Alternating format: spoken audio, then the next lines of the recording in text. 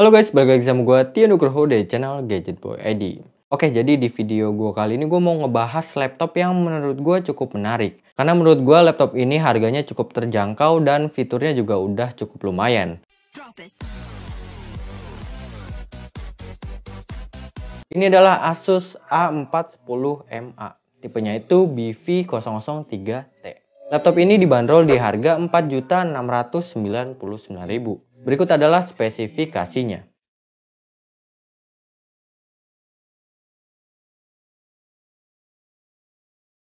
Yang paling menarik adalah laptop ini pakai storage 512 GB M2 NVMe PCIe SSD. Lumayan banget kan, laptop di harga 4 jutaan udah pakai SSD. Tapi pertama-tama yang mau gue bahas adalah desainnya dulu.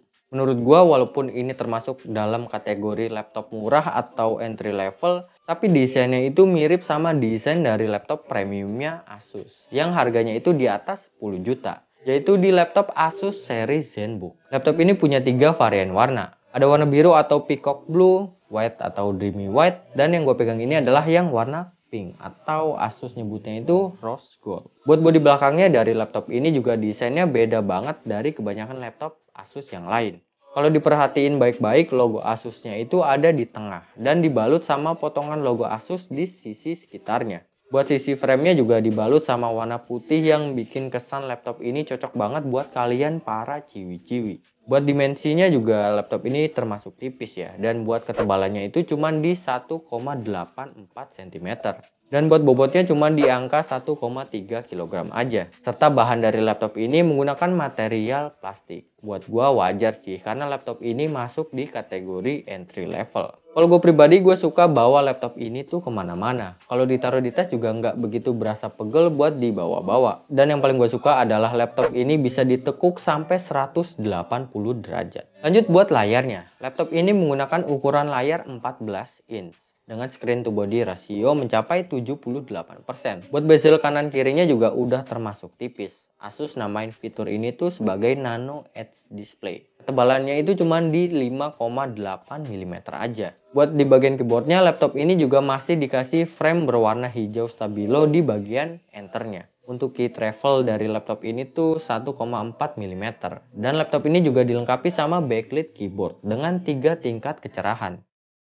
Untuk pengetikannya kalau menurut gua pribadi ya, walaupun laptop ini masuk ke kategori laptop entry level, tapi buat pengetikannya menurut gua masih cukup enak. Dan yang membuat gua suka sama laptop ini di bagian trackpadnya, karena trackpadnya ada tambahan number pad. Cara aktifinnya juga gampang, tinggal tekan di bagian pojok kanan atas trackpadnya. For your information ya, fitur kayak gini tuh cuman ada di seri Asus ZenBook yang harganya di angka 10 jutaan. Tapi karena laptop ini entry level, kalau kalian mau matiin fitur number padnya itu masih tetap kelihatan.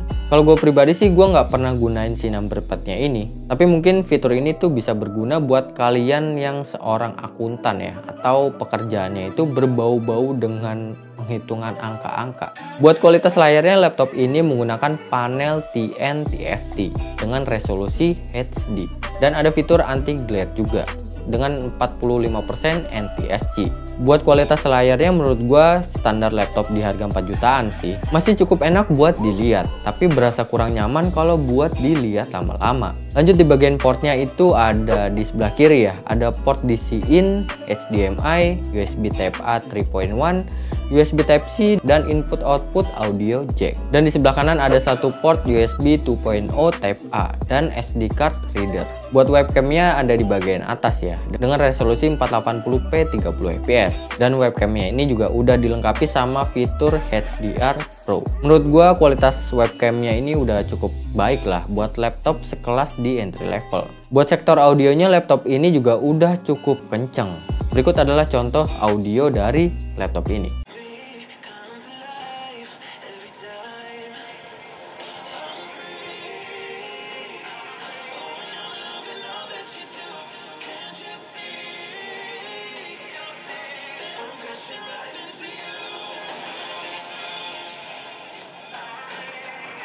Lanjut buat baterainya. Laptop ini pakai ukuran baterai 42 Wh.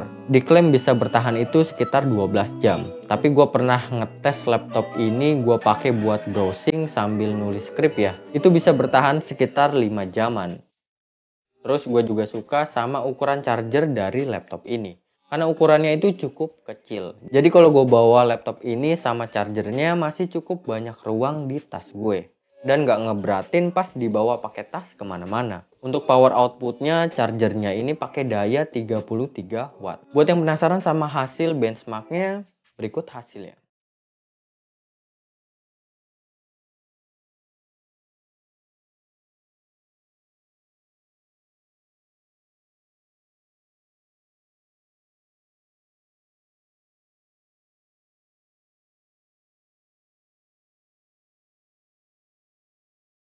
Oh iya, laptop ini tuh nggak ada fan-nya ya. Jadi buat pendinginnya itu, laptop ini menggunakan plat Cooper. Selama pemakaian gue sih dalam kondisi berat ya, gue tuh nggak ngerasa panas sampai overheat. Buat suhunya juga masih dapat di angka 40 sampai 43 derajat. Dengan pemakaian yang gue pakai buat editing dan gaming. Buat pemakaian gaming juga gue udah ngetes main di Fallout dan CSGO. Selama main gue itu ngerasa kalau laptop ini emang nggak dikhususkan buat gaming ya. Gue tuh ngerasa juga laptop ini tuh berat banget kalau dipakai buat ngegame. Gue juga udah ngetes laptop ini buat editing di Adobe Premiere Pro 2020.